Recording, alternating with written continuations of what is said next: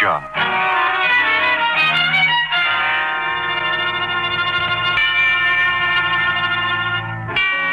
In all the octaves of human emotion, no one is more fraught with peril, more like the deceptive chameleon than that which we know as love. For love and hate are kindred things, each bound by the tensile strength of a silken cord that slowly but inevitably strangles those caught in the web of obsession. And so the story of Surrender is Farewell, starring Joan Loring.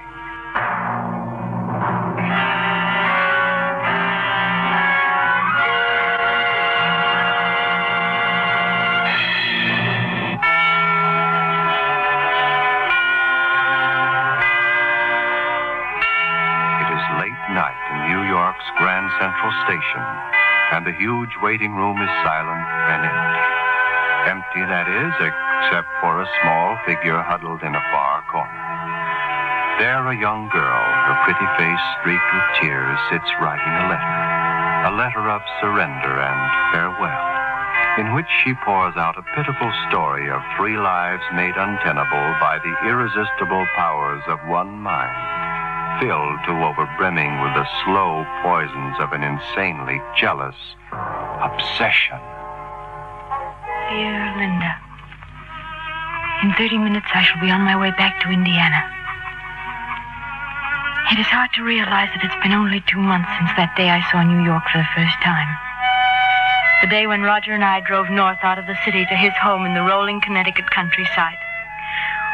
We were so happy, with no premonitions of what lay ahead.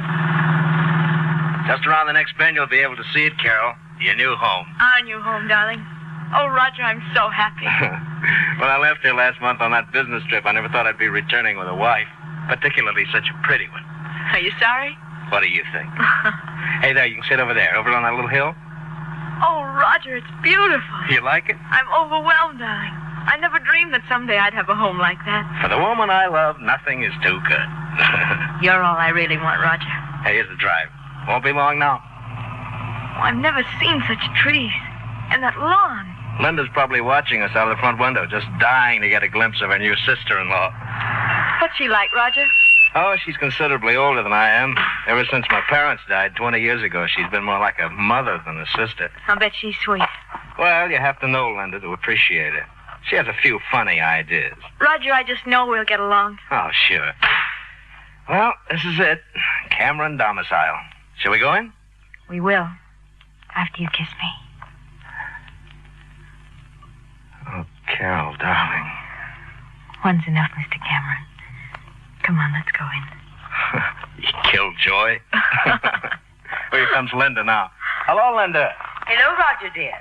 I received your wire. Bet you were surprised to learn the big news, huh? That would be an understatement.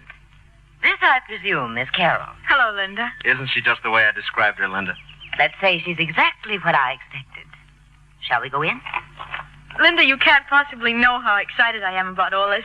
You would do well, my dear, to restrain some of that exuberance. I considered your exhibition in front of the house just now most improper. But, Linda, I only kissed her. I'm not blaming you, Roger. Hereafter, Carol, remember that you're a Cameron and conduct yourself accordingly. Well, I'm sorry if We won't discuss it further. The door, please, Roger. Well, not a thing has changed since I left. Of course not. We shall eat in exactly 25 minutes, Carol.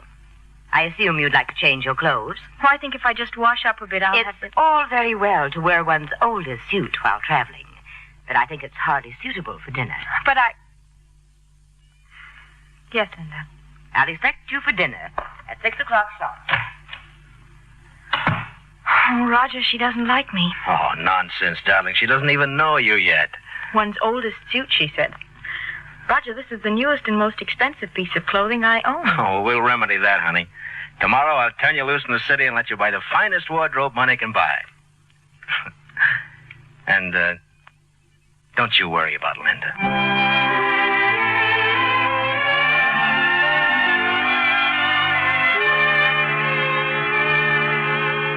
But I did worry about you, Linda. I couldn't disregard the smoldering animosity in your eyes, the edge of resentment in the tone of your voice. I tried at first to tell myself that I was merely imagining things, but the next morning after Roger had left for his office... Well, Carol, are you satisfied with your new home? I'm in love with it. And I have the most marvelous idea for new curtains in the dining room. New curtains? I thought yellow would be nice, to replace those rather drab maroon ones. I selected those maroon curtains, Carol. I furnished this house from carpets to kitchenware, and nothing will be changed.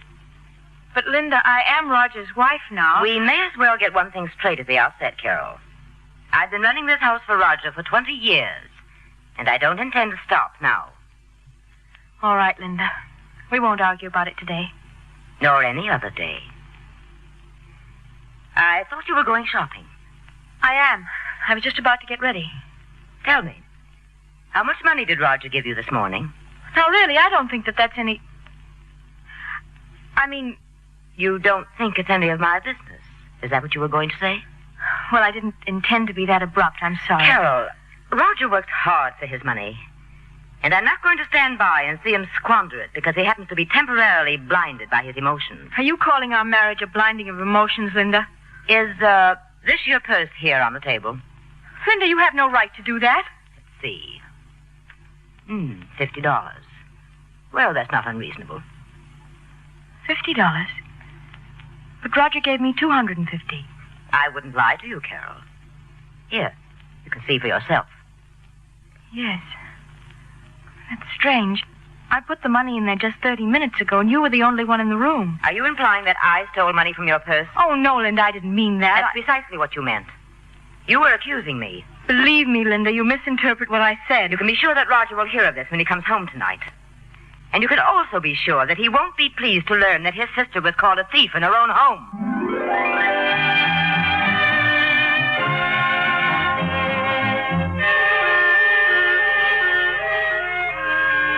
I was confused and unhappy. Linda, I wanted so desperately to please you, but it seemed that I was meeting your disfavor at every turn. I left the house and purposely stayed away until late afternoon so that we wouldn't be left alone together. But when I arrived home, Roger still hadn't returned. Is that you, Carol? Yes, Linda? You're a little late, dear. I'm sorry. I lost track of the time. Well, we'll have to hurry to have dinner ready by the time Roger arrives. All right, Linda. I'll start dinner now. Before you leave, Carol, there's something I'd like to show you. Yes? Over there on the mantel. It's Roger's most prized possession. You mean that vase? He never told me about it. It was made in Tibet over 1,000 years ago. Oh. It's been in the family for 5 generations. It's beautiful. I can understand why Roger values it. You can't see it from there. I'll get it for you. Here. Oh, it's lovely. You take it. Linda, it's just lovely. Oh, you dropped it. Linda, you deliberately pushed it from my hand. I beg your pardon. I handed it to you and you let it slip from your fingers. Linda, what shall we do? Don't implicate me in this. You're the one who dropped it. How can I ever face Roger with... You'd better have a good story. I'll have to confess that I did it. Don't be a fool. It'll be far better if Roger never knew what happened. But I couldn't lie to him. If you value your marriage, you'll do as I say. You can let him think that it was stolen. Yes, that's it. No, Linda, I can't. You must. Here, I'll help pick up the pieces. I just don't know what to do. Not in the wastebasket, Carol. You'll see them in there. But, Linda, I don't think... Put the pieces in the pockets of your suit. Like this. You can dispose of them later. Please, this isn't right. Hurry, you'll be home in a minute. Hello there. Say, what are you two up to? Roger... Carol, the vase. She dropped it, Roger. I told her it was valuable, but... Oh, darling, I'm so Carol, sorry. weren't you putting the broken pieces in your pockets? Please, Roger, I can explain to you. She was trying to escape blame, Roger. She thought if she hid the evidence that you'd think it was stolen. No, I can't believe it. Is that true, Carol? No, Roger. I mean... Oh, darling... What about it, Linda? You can see for yourself what she was doing. That should be proof. Roger, listen to me. I'd rather not talk about it now, Carol.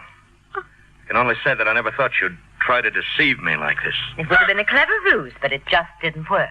Please, Linda. I think you should also know, Roger, that she lost $200 of that money you gave her, and then accused me of stealing it. Accused you? Carol, what's happened to you? It was just a misunderstanding, Roger. This has all been a misunderstanding. Excuse me. I won't be down for dinner. Roger, please wait. Too late now, Carol. Oh, Linda, how could you do it? How could I do what? You intentionally created that situation. Why? Why do you dislike me so? All I want is an opportunity to make Roger happy. Happy? What do you know about the kind of life Roger should have? Everything Roger is today, he owes to me. And everything he will be shall be the result of my guidance. My guidance, Carol. But I'm not standing in his way. Don't interrupt me. He married you under the stress of an emotion he naively calls love. But why are you so opposed to me? What possible good can you ever do him? You have no money, no connections, no standing. Why, you don't even know the fundamentals of our kind of life. What are you going to do? I'm going to smash you, Carol. And when I get through, you'll regret the day that you had the audacity to enter his life. All right, Linda. But there's something you should realize first. I'm going to fight back, Linda. I love Roger, and I'm going to fight with everything I have to hold him.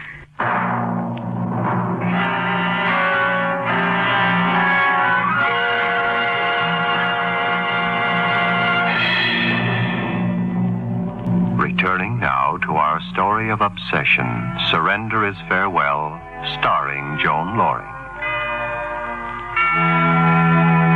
The most lethal of organic poisons has an antidote, but not so with the slow-acting poison of the mind, compounded from suspicion, doubt, mistrust, jealousy, fear. Roger suffers from that subtle poison, and all the love and trust within the power of Carol is insufficient to neutralize its devastating progress. For this elixir of hate is compounded in the inscrutable privacy of a woman's mind. In the waiting room of Grand Central Station, Carol forces herself to continue the letter, the personal account of a woman's struggle for happiness in the face of a wild and unreasoning obsession.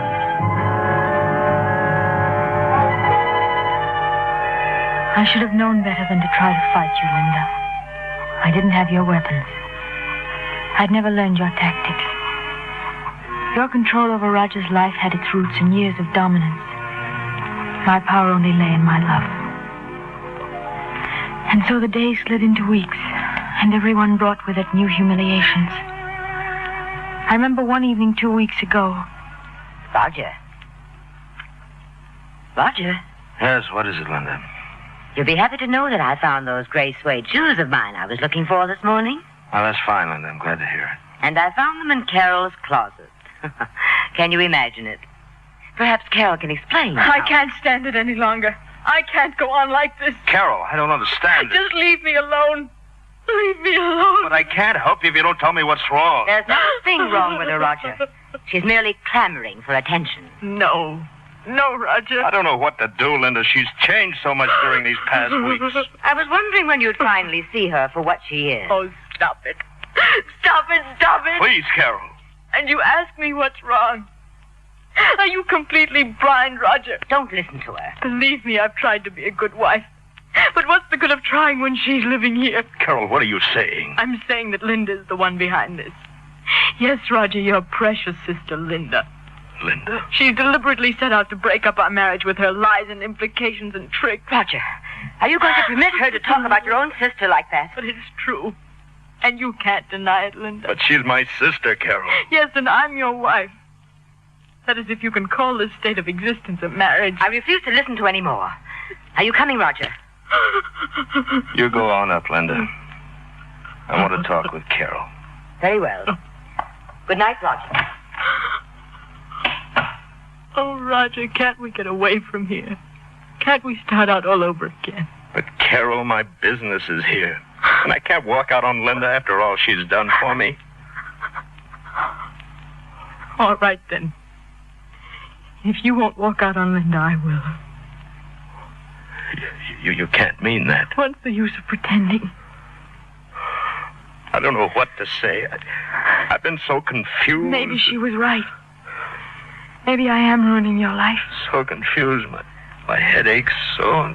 Roger, You're ill. No, I'm all right. Let me feel your forehead. I'm just tired, I suppose. Roger, you're burning up with fever. I have the strangest feeling like... Roger. Oh, darling. Carol, what have you done to him? He fainted. We must get a doctor. This is your fault, Carol. If you Never mind that now, Linda. Can't you see he needs help?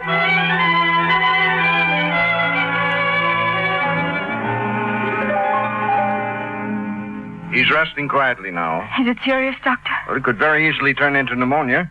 He's apparently been under some great strain because his resistance is abnormally low. Well, you can be sure, Doctor, that he'll get the very best of care here. I'll leave these pills with you, Mrs. Cameron. One moment, Doctor. I'll take those. But, well, all right. You'll have to watch him closely. If his temperature goes any higher, call me. We can take shifts, Doctor, so that one of us will be with him at all times. Is there anything else, Doctor? No, that's all. I'll stop by in the morning. Good night. Good night. Well, are you satisfied, Carol? I hold you responsible for this. I want you to stay away from Roger while I nurse him back to health. You can't ask me to do that. Roger needs me. Oh, stop deluding yourself. I've tolerated a lot from you, Linda. I've taken your sarcasm and your humiliations and your cheap tricks. But I will not let you keep me away from Roger at a time like this. You'll do as I say, Carol. We'll see. I'm going into him now, and you can't... And I'll slap you again if you persist in disobeying me. Good night.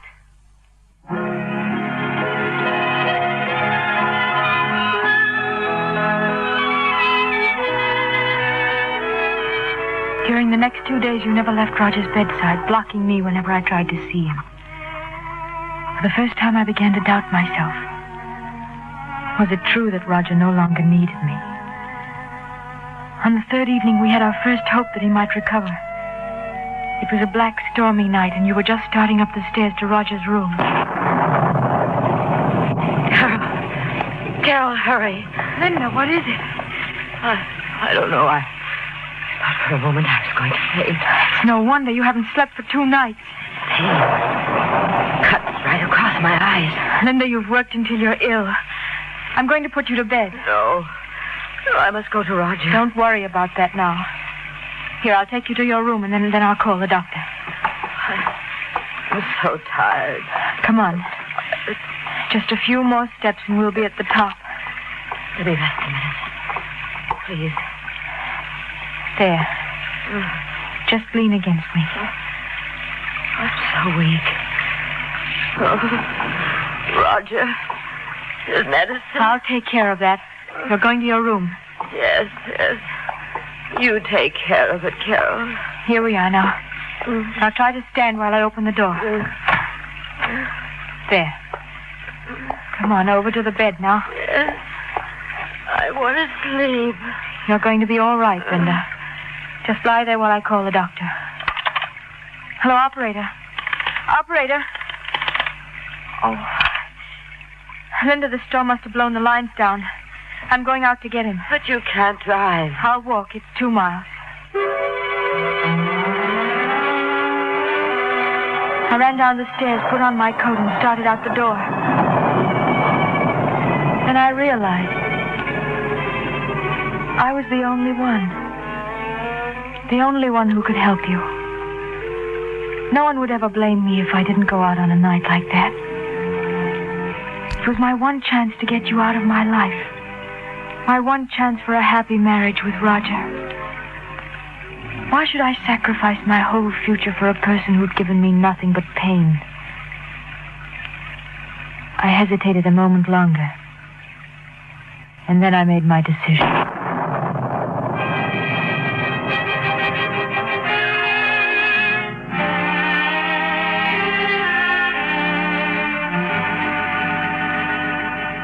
She's going to be all right, Mrs. Cameron. If you hadn't come for me when you did, she might not have lasted until morning. Yes, Doctor, I know. You'd better get to bed yourself, young lady. Running around in that storm couldn't have done you any good. No, I'm all right. How is Roger? Completely out of danger. Should be up and around in a few days. I'm so grateful. Well, I'll be running along. I hope your sister-in-law realizes she owes her life to what you did tonight.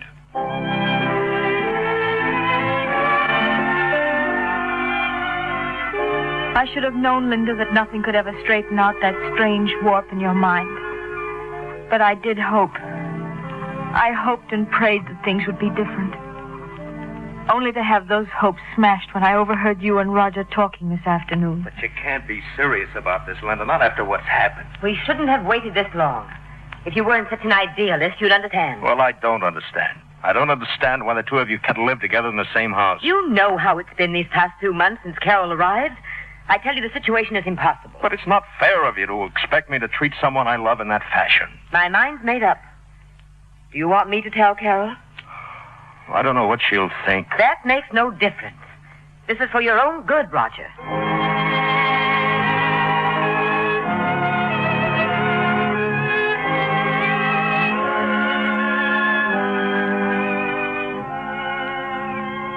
I turned away then and walked slowly to my room. I left very calmly and quietly. So quietly that even as I write this, you probably don't know I've gone. Yes, I've given up the fight, Linda. And my surrender is farewell. Oh, Roger. Roger, darling. Hello, Carol. Roger. What are you doing here? When I discovered your clothes gone, I figured you'd be here at the station. Now, come home with me, Carol, please. No, Roger, I can never go back. But why, Carol? Why are you running away? It'll always be the same in that house, Roger. Once I'd hoped that Linda could change, but then I heard the two of you talking this afternoon. Well, I was going to tell you. You don't have to now. I still can't understand why you feel that you must leave just because Linda's leaving. Because Linda's leaving? But I thought that... Well, it seems that Linda's done a lot of thinking since the night of her collapse, and now she has the idea it'd be better for us if she left. Oh, Roger, I can't believe Well, it. naturally, I was upset. She's my sister, and I do love her. But she said her mind was made up. Oh, Roger. Will you come home with me, Carol, please? Oh, yes, darling, I will. I will. Linda wanted to see you before she left. Maybe I misjudged Linda. Maybe we could be friends. I was hoping you'd say that. That's all right, darling. I'll take your bags. Say, what have you been writing there? Nothing, Roger. Nothing at all.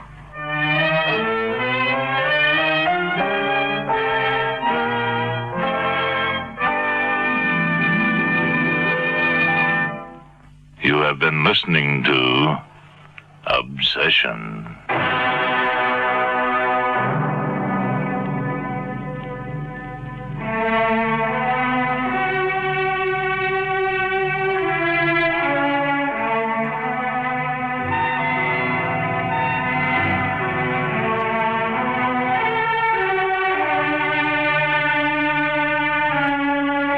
Obsession has come to you through the worldwide facilities of the United States Armed Forces Radio and Television Service.